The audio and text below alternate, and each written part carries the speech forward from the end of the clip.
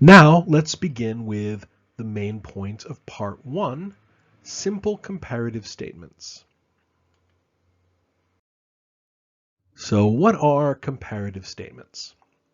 A comparative statement is a statement that shows similarities and differences between any two things, including actions and time.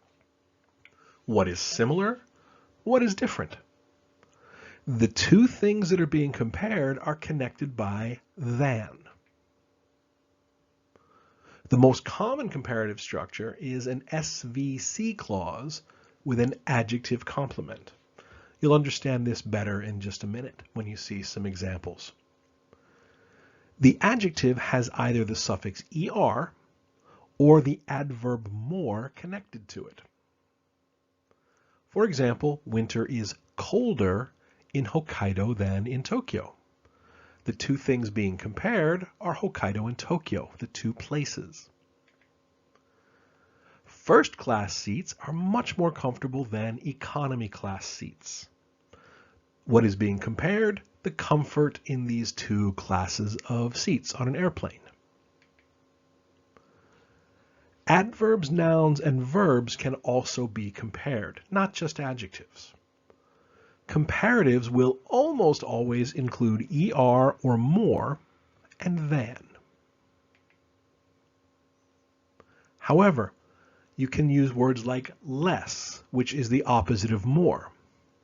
It is also used in comparative statements. There are also irregular comparative adjectives and adverbs as well.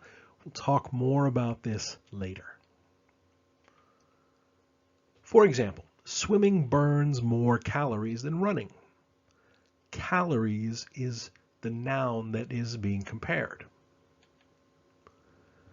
Kai swims much more smoothly now than at the beginning of the season.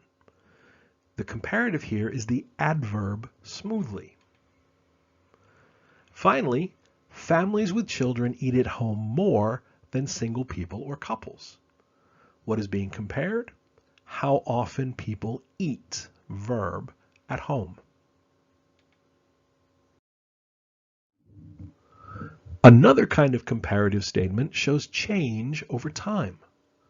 A lot of information can be or must be inferred. It's understood but not written. Very often these statements don't include a phrase with than because they're not necessary. You can understand it without me telling you. For example, on the first day of the new school year, everyone was surprised to see how much taller Kevin was. Kevin is taller than last year before summer vacation. He grew a lot over summer vacation. This is what you can infer. Students today spend more time studying for exams set at higher levels, and as a result, they have less time to play sports and develop other skills. Here, comparing students today and previous generations, older siblings, parents, they didn't have the same experiences. Conditions have changed over time. I really like how my hometown has changed. There are more parks and other public facilities, and there is less traffic, so the city is actually quieter.